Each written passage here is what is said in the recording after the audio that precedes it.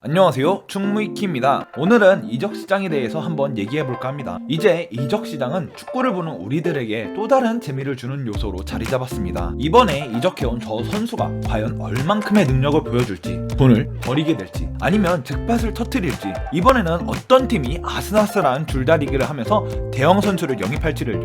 이적시장이 열리기 직전까지 시즌 기간 동안에 했던 노력을 토대로 선수들 각각의 가격표가 매겨지게 되고, 각 구단들은 필요한 선수를 노리기 위해서 앞뒤로 엄청난 노력을 합니다. 언론들은 경쟁이라도 하듯 매일매일 새로운 가십을 뿌려대고 누가 먼저 독점을 내냐로 레이스를 합니다. 그리고 본격적으로 이적시장이 열리는 7월에서 8월 여름이랑 1월 겨울이 되면 선수들의 공식 이적 소식을 보면서 축구팬들은 밤낮을 설정을 합니다. 이러한 이적시장 모습이 우리에게는 너무나도 익숙해서 마치 이러한 형태의 시장이 과거부터 쭉 이어져 왔고 앞으로도 쭉 이어질 것 같은 하나의 전통처럼 느껴지기도 합니다. 하지만 이적시장은 축구가 계속 바뀌어 왔듯이 이 변화의 역사에 동참해왔습니다. 그렇다면 우리에게 익숙한 각 이적시장과 8월 31일과 1월 31일의 데드라인의 형태는 언제 생긴 것일까요? 바로 2003년에 처음 생긴 것입니다. 그 전까지는 선수들이 언제든지 리그 중간에 계약을 할 수 있었습니다. 이보다 더 과거에는 선수들이 외국으로 이적을 하지 못할 수도 있었고, 심지어 계약 기간이 끝나고도 이적을 할 수가 없던 경우도 있었습니다.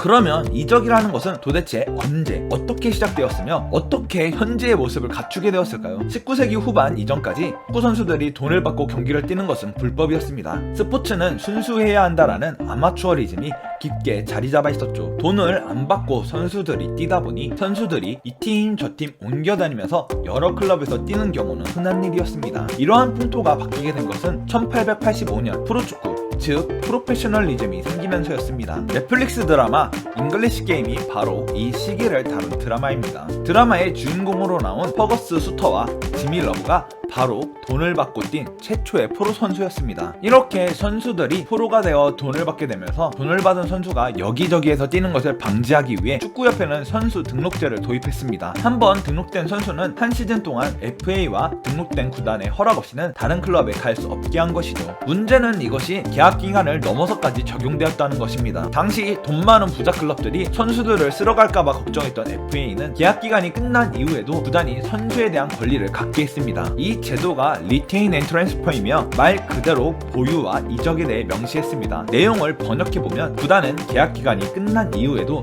선수에 대한 권리를 보유하며 이적시킬 수 있는 결정권을 가지고 있다는 제도였죠. 거기다 더 나아가 선수의 주급 상한선까지 제도로 정해졌습니다. 이렇게 꽤나 선수에게 불합리한 제도는 1880년대에 시작되어 1960년대까지 이어졌습니다. 그러다가 1960년대 선수협회의 노력과 영국 노동부의 노력으로 차츰 주급 상한선이 없어지다가 1963년 조지 이스트덤이라는 사람이 등장하면서 이적 체제는 크게 변화를 겪게 되었습니다. 그는 1959년 뉴캐슬로부터 아스날로의 이적을 요청했으나 뉴캐슬 측은 이를 거부했습니다. 이 소식을 들은 이스트덤은 리테인 앤 트랜스퍼 제도는 노예 제도다 라고 주장했습니다. 우리는 이동할 자유와 권리가 필요하다고 말하며 파업에 들어갔습니다. 그는 훗날 풀럼의 회장이 되는 친구 어니 클레이 밑에서 일하면서 파업 기간을 버텼습니다. 선수협회의 도움을 받으며 재판까지 간 이스트덤은 결국 아스날로 이적할 수 있게 됐습니다. 판결이 이렇게 되면서 형 구단과의 계약 기간이 만료되면 선수의 의지에 따라 이적을 할 수 있게 되었습니다. 단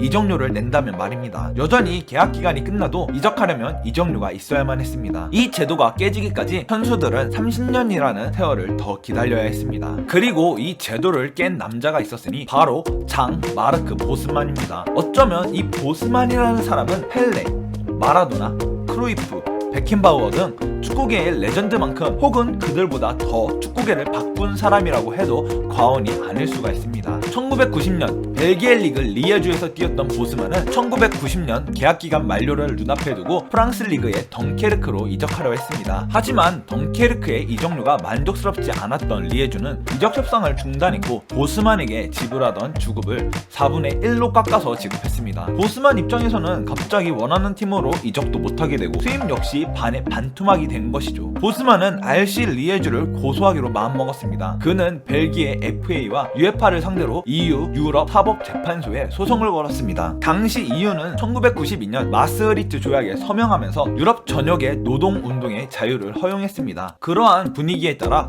현재 축구 이적 시장에서의 제한은 유럽 조약 39조에 위배된다고 재판소는 판단했고, 결국 이 소송은 보스만이 승리하게 되었습니다. 보스만의 승리에 따라서 이제 계약 기간이 만료된 선수는 공짜로 어디든 이동할 수 있게 되었습니다. 더 나아가 그 전까지 각 국가가 외국 선수에 대한 쿼터 제도가 존재해 일정 숫자 이상의 외국 선수들을 보유할 수 없었으나, 이 판결을 통해서 유럽연합 즉 EU 국가 간 이적 역시 완전히 자유롭게 되었습니다. 잉글랜드 팀에서도 EU에 속한 나라의 선수라면 그 선수로 팀 스쿼드 11명 전체를 채울 수 있게 된 것입니다. 이 소송의 판결 결과는 곧바로 축구계에 큰 영향을 줬습니다. 퍼거슨은 이 판결에 대해 말하길, 유럽 재판소가 기간 만료 이후로는 이적료가 필요 없다고 판결하자 축구계의 모든 게 뒤틀리기 시작했고, 우리는 갑자기 free for all에 떨어지게 됐다 라고 했습니다. 그만큼 그 전과 그 이유가 많이 달라졌습니다. 여러 리그가 대등하게 경쟁하던 과거에서 벗어나 빅리그 집중화 현상을 가속화하는 신호탄이 되었죠. 그 시작은 아약스였습니다. 1995년 평균 연령 23살의 젊은 선수들로 구성된 스쿼드로 챔피언스 리그를 우승했던 아약스는 보스만 룰의 영향을 가장 크게 받은 클럽이었습니다. 패트릭 클라이베르트, 에드가 다비즈, 미카엘 라이지거, 윈스턴 보가드 같은 자신들의 주축 선수들을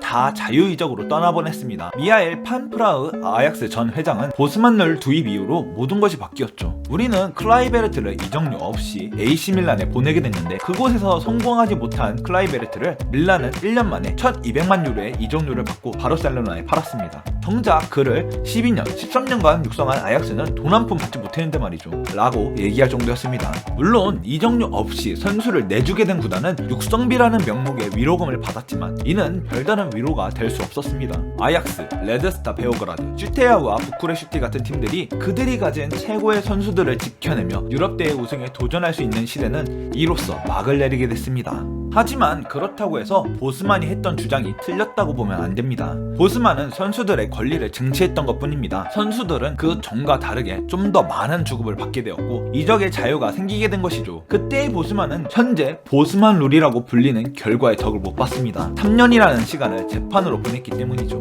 그는 이 기간 때문에 선수로서는 활약을 못하게 되었지만, 다시 과거로 돌아가더라도 똑같이 소송을 제기할 것이다 라고 말했습니다. 그는 한 인터뷰에서 말하길, 나는 아직도 호날두, 베컴 그들 모두가 나에게 고맙다고 말하기를 기다리고 있다고 말했고, 그는 선수들에게 당연히 그런 말을 들을 자격이 있던 사람이었습니다. 자, 이제는 선수들이 타 구단으로 오고 갈 수 있는 자유를 갖게 되었습니다. 하지만 UEFA는 이를 어느 정도 통제할 수 있는 제도의 필요성을 느끼게 됐습니다. 즉, 이적시장 기한 제도였습니다. 물론 그 전까지 어느 정도 일정선에서는 이적 제한이 있었고, 실질적으로 리그 기간 동안 이적하는 케이스들이 많지 않았습니다만, 그래도 이적 창구 제도가 생기기 전까지는 규정상 시즌 내 3월 31일까지는 이적이 가능했습니다. 3월 31일이 바로 선수 등록 기간이었기 때문이죠. 실제로 에릭 칸토나가 리즈에서 맨유로 이적했던 시기는 1992년 11월 26일이었습니다. 지금이라면 어떻게 저 기간에 이적할 수 있어? 라고 생각하겠지만, 그 시절은 시즌 내내 언제든지 이적할 수 있기에 저 기간에 이적이 가능했던 것입니다. 보스만 판결 이후로 EU 내에서 자유로운 이적이 가능해지면서